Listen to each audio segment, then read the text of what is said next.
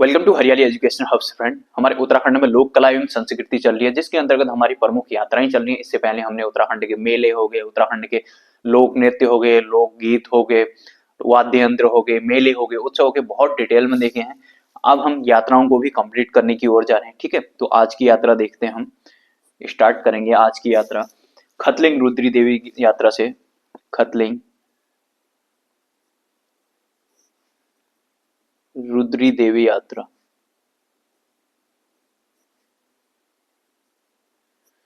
खतलिंग रुद्री देवी यात्रा से। ठीक है, देखिए इसको बोला जाता है पांचवा धाम। इसको उत्तराखंड का पांचवा धाम कहा जाता है। उत्तराखंड का पांचवा धाम। चार धाम क्या हो गए हमारे? गंगोत्री, यमुनोत्री, बद्रीनाथ, केदारनाथ। ठीक हो गया। इसको उत्तराखंड का पांचवा धाम कहा जाता है, इतना ध्यान रखना। इस यात्रा को कहा जाता है। ठीक हो गया। ये टिहरी जनपद के जो सीमांत ऊंचे ऊंचे वाले हिमालय, मतलब टिहरी का जो बॉर्डर वाला एरिया है, वहां हर वर्ष सितंबर के माह मनाई जाती है। ठीक है, कब मनाई जाती है? सितंबर माह में, अपर टिहरी में बोल लीजिए। ठीक हो गया। यहाँ पर से अगर इसकी यात्रा की बात करें तो इसकी यात्रा घुत्तू से गंगी, देखिए घुत्तू, घुत्तू से गंगी, गंगी जगह का नाम है। हाँ, ठीक है। गंगी से बिरोध, नौमुट्ठी, भूमक, उडियार व रुद्रा गैरू होते हुए ये खतलिंग ग्लेशियर पहुंच जाती है। ठीक है, खतलिंग ग्लेशियर जाती है। खतलिंग ग्लेशियर के नीचे भृगु गंगा जहां पर उद्गम होता है। ठीक है, जहां पर भृगु गंगा का उद्गम होता है। ठीक है, भृगु गंगा का जहां पर उद्गम होता है खतलिंग ग्लेशियर के नीचे, वहां तक ये जाती है। ठीक हो गया। यहाँ पर इसके बाद क्या होता है? यहाँ पर ढोल दमाव आदि ले जाना यहाँ से वर्जित होता है इसमें। ठीक, इतना ध्यान रखना। खतलिंग रुद्री यात्रा में हमने क्या देखा? कब लगेगी ये? सितंबर के महीने में लगेगी। इसका हमने देखा कि ये भृंगु गंगा जो कि हमारे खतलिंग ग्लेशियर के नीचे है, यहाँ तक उसके बेस में है, वहां तक जाएगी और यहाँ से ढोल नगारे वगैरह ले जाना मना है। अब इसमें एग्जाम के पॉइंट ऑफ व्यू से क्या इंपोर्टेंट हो जाएगा फिर कि ढोल दमाऊ आदि वाद्य यंत्र ले जाना किस में मना है और कहाँ से आगे ले जाना मना है? तो ये भृगु गंगा का जो उद्गम है यहाँ से आगे ले जाना मना है। और किस में मना है? ढोल और हमारे दमाऊ, ढोल दमाऊ, ये खतलिंग देवी, खतलिंग रुद्री देवी यात्रा में ले जाना मना है, इतना ध्यान रखना। ठीक हो गया। उसके बाद हम देख लेते हैं हमारी हिल यात्रा। हिल यात्रा हमने पहले भी देखी है, इससे पहले। ठीक है, हिल यात्रा बेसिकली ये किसानों, कृषकों की हिल यात्रा या हिल यात्रा भी बोलते हैं इसको। हिल यात्रा, यात्रा यात्रा एक ही बात हुई। यहाँ ये कृषकों एवं पशुपालकों की होती है मेनली। ठीक हो गया। कृषक एवं जो पशुपालक होते हैं उनका ये उत्सव है। और ये किसकी देन है? मैंने पहले भी बताया था, मेले में भी आया था ना। तो ये गोरखों की देन है। ठीक है, हमारे पूर्वी नेपाल में, जो पश्चिमी नेपाल, मतलब उत्तराखंड का पूर्व में हुआ, मतलब उत्तराखंड का ऐसे ना। देखिए अगर हम उत्तराखंड में एक छोटू सा मैप बनाऊं तो मैं ऐसे, ये हो गया हमारा उत्तराखंड। तो ये उत्तराखंड हो गया। तो ये पिथौरागढ़ हो गया, ये चंपावत, और इधर को ये छोट पतलेवट्टी यूएस नगर होगी। ये उत्तराखंड का पूर्व हो गया। ये इधर को नेपाल हुआ ये वाला। ठीक है, पर तो ये लगा, तो ये इधर को नेपाल का, तो ये पश्चिमी लगा हुआ ना ये उत्तराखंड। तो यहाँ पर जो गोरखे थे हमने पढ़े हैं, गोरखे बहुत डिटेल में, आप लोग उत्तराखंड के प्लेलिस्ट में जाएंगे तो वहाँ मॉडर्न हिस्ट्री में देखना, उत्तराखंड की मॉडर्न हिस्ट्री बहुत डिटेल में बने गोरखे बताए हैं। तो ये गोरखों की ये देन है मेनली। ठीक है, और इसकी और बात करें तो ये देखिए हिल और यात्रा। हिल का मतलब क्या होता है? यहाँ पर जो शिमार भूमि होती है, ठीक है, कीचड़ वाली भूमि होती है। और यात्रा का मतलब तो उसमें खेल करना या यात्रा निकालना। ठीक हो गया। ये कीचड़ वाली, जब कीचड़ हो जाता है, जब बरसात के टाइम में, जब धान वगैरह की रुपाई हो जाती है तो खेतों में पानी भर जाता है। ठीक है, धान की रुपाई, रुपाई के बाद खेतों में पानी भर जाता है।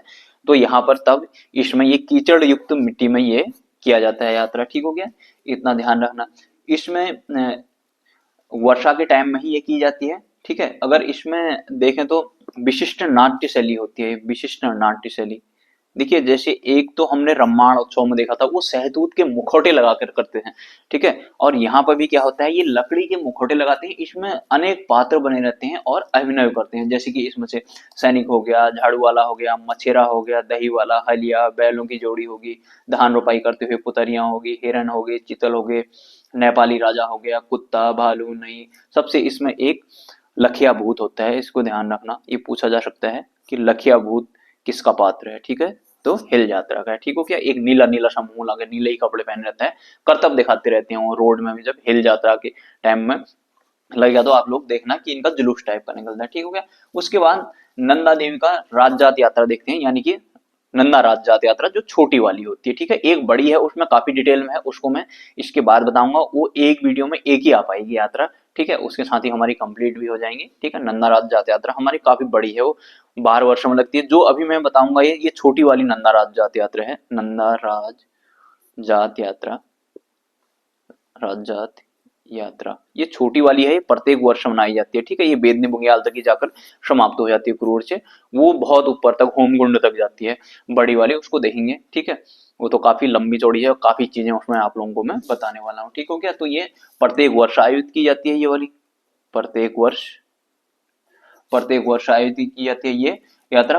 कुरूड़ के मंदिर से शुरू होती है, ठीक है। ये कुरूड़ कुरूड़ के मंदिर से शुरू होती है और ये शुरू होते हुए थराली, नंदकेसरी, देवाल, मुंदोली, बाण होते हुए ये बेदनी बुग्याल पहुंच जाती है, ठीक है। ये सब चमोली के इलाके हैं, ठीक है। बेदनी बुग्याल, जब मैंने बुग्याल पढ़ाई थी तो वहां पर सब डिटेल में आप लोगों को बताया है मैंने, ठीक है। ये बेदनी बुग्याल कहाँ है, क्या है, सारी ये चीजें मैंने बताई हुई है, वहां पर बुग्याल पढ़ा था जब, ठीक है। ये कुरूड़ गांव से जाती है, कुरूड़ के मंदिर से, और बेदनी बुग्याल में जाकर फाइनली समाप्त हो जाती है, ठीक है। जहां नंदा सरोवर तट पर ये नंदा देवी की पूजा की जाती है और यहाँ पर ये यात्रा हो जाती है समाप्त, ठीक हो गया, नंदा राज जात यात्रा। इसके बाद हम अगली वाली पढ़ेंगे, हमारी जो बड़ी वाली मेन नंदा राज जात यात्रा है, बड़ी वाली, ठीक है। ये काफी बड़ी है, ठीक है। 280 किलोमीटर लगभग इसमें पैदल चलना पड़ता है, 19-20 दिन में पूरी होती है, जैसे ये एक दिन का है। और ये प्रत्येक 12 वर्ष में, जैसे हमने कुंभ मेला देखा था, तो ऐसे ही ये 12 वर्ष में इसको मनाया जाता है। इसको हम देखेंगे नेक्स्ट वाले में, ठीक हो गया। तो चलिए फ्रेंड्स, इतना ही करते हैं, तब तक के लिए बाय बाय, टेक केयर। जो साथी नहीं है तो पिछले वाली वीडियो में जाइएगा, वहां पर बहुत सारी चीजें मैंने डिटेल में बताई हुई हैं, उत्तराखंड की ज्योग्राफी, उत्तराखंड की हिस्ट्री, उत्तराखंड के वन आंदोलन, उत्तराखंड की जनजातियां, मतलब उत्तराखंड का जो मेजर पोर्शन है उसको मैंने, जो एग्जाम के पॉइंट ऑफ व्यू से इंपोर्टेंट है, उसको कंप्लीट कर दिया है। आप लोग उधर जाएंगे तो आपको बहुत अच्छे से समझ आएगा, हर एक चीज को मैंने उत्तराखंड के मैप, फ्लो चार्ट, डायग्राम में बनाने के समझाने की कोशिश की है। हर एक चीज को फ्लो चार्ट और डायग्राम में, उत्तराखंड के मैप में सारी चीजों को मैंने दिखाया हुआ है वहाँ, ठीक है। आप लोग जाएंगे तो आप लोगों को खुद ही वो चीजें समझ में आएंगी और अच्छा लगेगा, ठीक हो गया। तो चलिए फ्रेंड्स, इतना ही करते हैं। आप लोग अगर नए साथी होंगे तो आप लोग जाइएगा उधर, सब चीजें आपको बहुत डिटेल में समझ में आएंगी, ठीक है। उत्तराखंड के मैप में एक एक चीज मैंने समझा रखी है, ठीक है। बाय बाय, टेक केयर, ध्यान दीजिएगा।